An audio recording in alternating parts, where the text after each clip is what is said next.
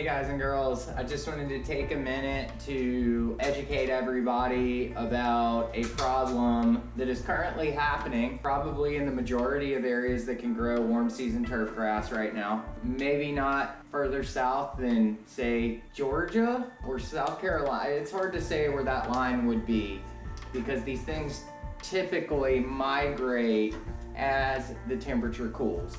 So what we're talking about today is my arch nemesis, the fall armyworm. So I've got a little bit of information on this whiteboard here that's pretty detailed. I'll go over it. The majority of you guys aren't going to do much with this information, but some of you will. And for those few, I want to say what I know.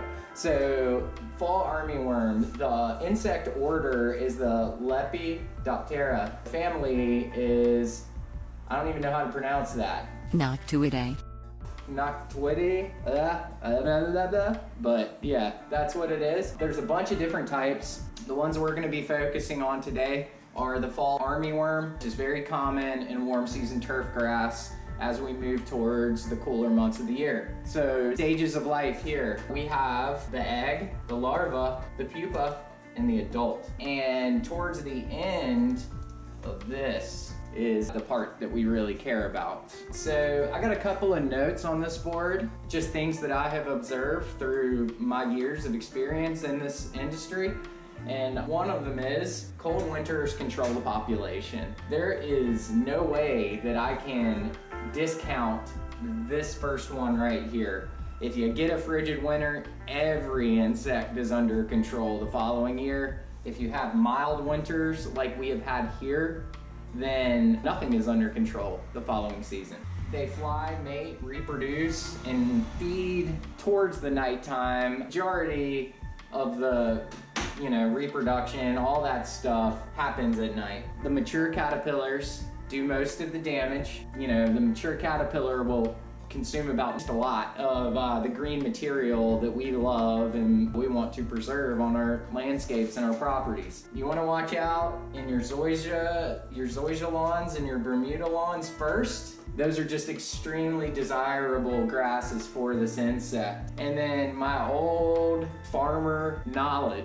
You don't have to know exactly what the damage looks like. You don't have to know the time frames as much as you need to know this. If you see crows, the bird, on your property, on your lawn, one day you just wake up and there's a bunch of birds in your yard, or maybe you see one crow and that is just abnormal on your property. The odds are that that thing or those things are in there just having a feast on all these small insects which are feasting on your lawn. So when you see the crows, it's time to activate and treat for the insect that is causing detrimental things on your property, which in this case is the armyworm. And so for treatment, we want to go over I'm not going to tell you which product to use. As a homeowner, you can purchase and apply the majority of things that are listed here without a license. As a business, we cannot, in North Carolina at least, apply a chemical treatment to your property and send you a bill, meaning we can't do a business transaction without me having turf and ornamental pesticide license in this state. So with that being said, I'm not gonna steer you to what product to use. I'll tell you what we use usually, and yeah, you can choose for yourself. And so we're gonna be talking about active ingredients. I'm not gonna mention brand names for this. We're just gonna talk about active ingredients that work, because there's lots of different brands and products that contain these things. So we have a bunch of different active ingredients over here. I'm not gonna try to pronounce them all because they're extremely hard to say. And we don't use all of these things all the time. We love, as a business, we love this one, bifenthrin, and we love this one, permethrin. And so those two are our go-tos. If they don't work, then we investigate what we can do with these other ones. We like granular products. They just seems to apply more evenly. It tends to hold on a little bit longer as far as residual treatment. I will say with armyworms, you want to do a high application rate. And this is very important. I'm not going to go into too much of this, but number one thing you need to remember is read the label on the product you're applying. That label is religion. Do not deviate from what it says.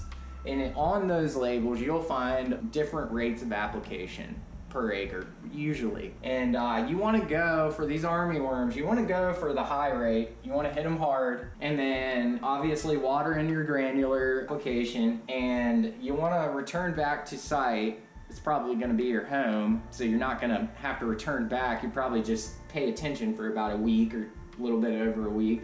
And check in about 10 days to see if damage has kind of slowed down, etc. And just monitor the yard for more problem areas, and you'll probably find that after about 10 days you're going to have to do a second application. That's about all I can tell you about the treatment of armyworms. It's a pretty simple thing to cure. I will say this, by the time you see a small area of damage, even if you treat that day, the odds of you having a lot more damage than what is currently visible is pretty high. You don't need to panic if you have an existing lawn that has been in the ground and is established for a long period of time, because essentially what an armyworm is, it's kind of functions like a natural lawnmower. It kind of functions like a herd of goats or a herd of cattle or horses in a field, meaning you kind of just see where the green, fresh basal growth is chewed down to the older growth, because these insects love that succulent growth. So they're not gonna kill your lawn, it's just gonna make it look like absolute trash for the end of the season. And so if you want to keep those green lawns going into, September, October, first frost, depending on your area, you really, really want to make sure that you get on top of this when you see your damage. And, if you have a landscape provider, most of these chemical companies out there, they may do a treatment or have a treatment factored into your package. The odds of them actually hitting the timing right on your property are not very good. So if you see something, reach out to those people and tell them that you think you have armyworms. And if you do that, more than likely they're gonna hit the timing window better. Now with that being said, they won't kill your grass. But if you are in the middle of establishing a brand new lawn, meaning you have laid grass, you can still see visible seams on said grass, you have a very, very high likelihood of needing a treatment immediately. Because what happens with new grass is it's fighting to photosynthesize. And when you get something on top of it that is chewing the green blades down, it can't intake as much light to create root growth. So therefore, you really can damage permanently a new lawn with these armyworms being on top of it, because they'll chew every green blade off of the grass, and then there's nothing left to photosynthesize. And so then you get a weak root system, and things just tend to get nasty from there. So, most times, especially if I see damage in our region from armyworms, I'm just gonna be treating them with insecticide like day of application or day of installation, because I'm not gonna roll the dice and guess that these things aren't gonna be there until the next time I come, and that job is gonna have time to establish.